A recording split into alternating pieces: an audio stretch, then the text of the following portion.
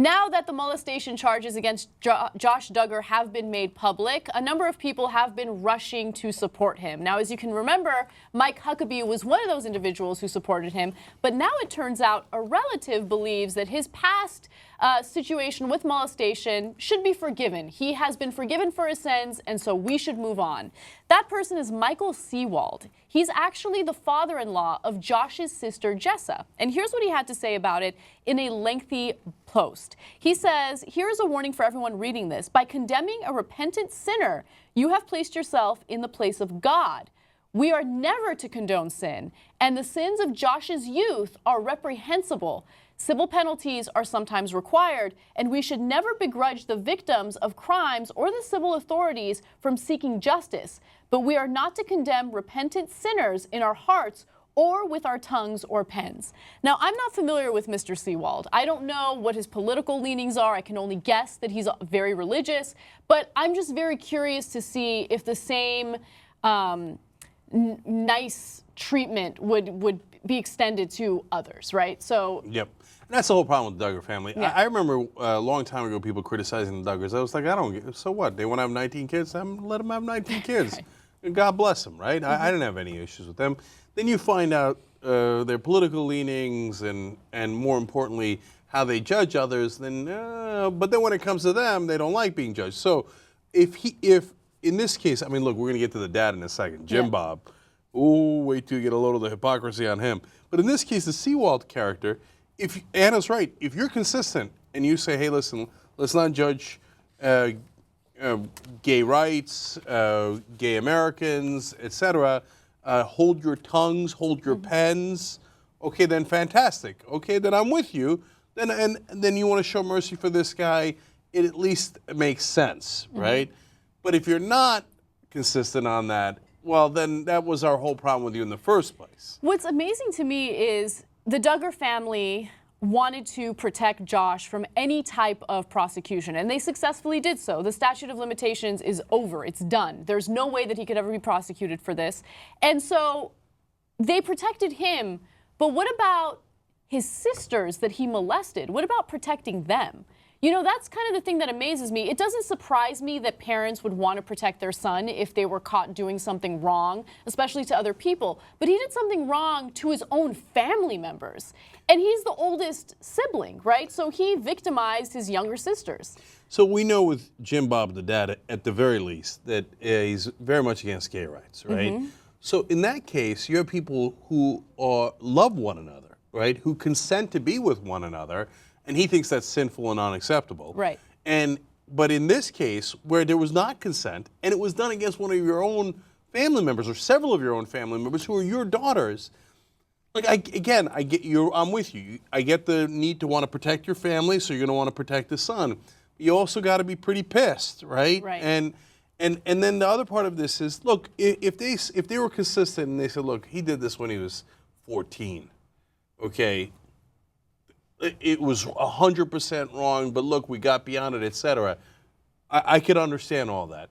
But these are the guys who never hold their tongues, who never hold their pens when they're attacking others. Josh Duggar had a very high position at the Family Research Council, which is an organization that spends all of its time judging others, judging the lifestyle choices of others, demonizing the gay community, demonizing the LGBT community as a whole. So for them to tell me, oh, well, he is repentant and it's wrong for you to, criticize him, get out of here. All you guys do is criticize people who are innocent members of society, who have not done anything wrong. And remember, Josh Duggar was a lobbyist for the Family Research Council.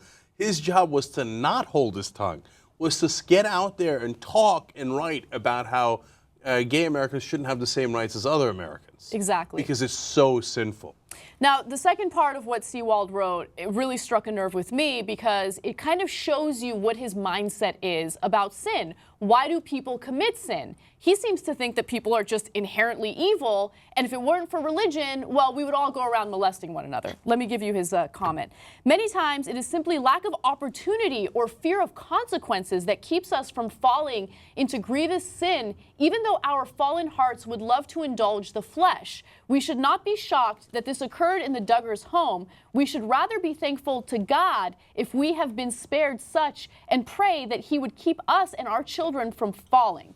Okay, so let me just clarify it for you 100%. He's just saying, look, this happened because we're all sinners. He was presented an opportunity, right? Because his sisters were an opportunity, and as a result, he molested them. But he said sorry, so we need to just move on and pretend as though this is not an issue, or it never was an issue. Yeah, no, I can't stand the bullshit righteousness of fundamentalist Christians. No, it's okay. I talked to Jesus, and Jesus said it was okay. No, that's not how it works. So everything else that everybody else does wrong, I can't believe sinful, outrageous, I'm judging you, right? Me, I know I molested my own sisters, but it's okay. Jesus says it was okay. I talked to Jesus. That's my get out of jail free card for everything. And second of all, no, not all of us want to molest our sisters, you sick son of a bitch, right? And so in this case, look, if you say we all have lust in our hearts, then I'm with you, right? Then I get that, right? It's another thing when you say, well, I mean, if we weren't worried about hell, wouldn't we all molest our sisters? I say, no, we wouldn't. No, we wouldn't. That's why I think that these fundamentalists are oftentimes far more immoral than others. The only thing keeping them from being completely unhinged is that they think there's a sky god who's watching at all times. Their fear of God That's is what right. stops them from rape and murder and molestation and all these terrible things in the world.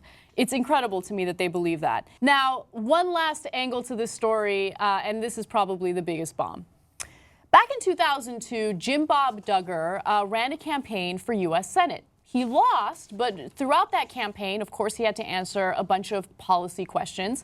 And one of the questions had to do with his position on abortion and on rape and also on, incest. And his answer is pretty shocking given what his son has been caught doing when he was 14 years old, molesting young girls. So he said the following, including his sisters. All right, so here's what he had to say about it. This is Bob Duggar. If a woman is raped, the rapist should be executed instead of the innocent unborn baby. Adoption is an option. Many couples would love to adopt and are waiting for a baby. Abortion has been and always will be the destruction of an innocent child. Rape and incest represent heinous crimes and as such should be treated as capital crimes. The developing infant committed no crime and should be allowed to live. In the unlikely event that the life of both mother and baby would both be lost, for example, a tubal pregnancy, all should be done to save the life of the mother. So basically, in all that anti-abortion mumbo-jumbo, you hear what his thoughts are on incest. Dude, your son fondled your own daughters, and you're going to talk about capital punishment? Really? So no, this is perfect, okay? Because now the Duggar family says, oh no, we asked for forgiveness from Jesus and everything is fine. Because now it's about us. When it was about other people, we said incest should be a capital offense. You know what capital offense is, right? You should be executed for it. But when it's your own son, wait, no, I didn't mean that. So when you were busy judging everybody, and Bob, who was a member of the House of Representatives in Arkansas, and when he gave that quote, he was running for the U.S. Senate, right? He was all about judging, right?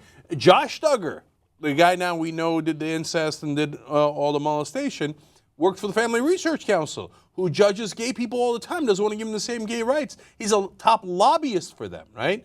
So when you're busy judging other people, it was awesome. And yes, we judge capital offense, execute them. When it's you, oh, no, be cool.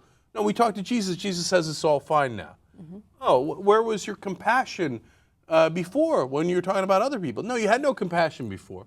Now all of a sudden that you're the one who's doing the quote-unquote sinning, and in this case it actually is real sin because it's non-consensual. And the issue of gay rights, it's two people who love each other. That's your big sin, right? Now all of a sudden you're asking for compassion and mercy. Well, that's what we were saying from day one. You should treat all human beings with dignity and respect and not go around judging them like this.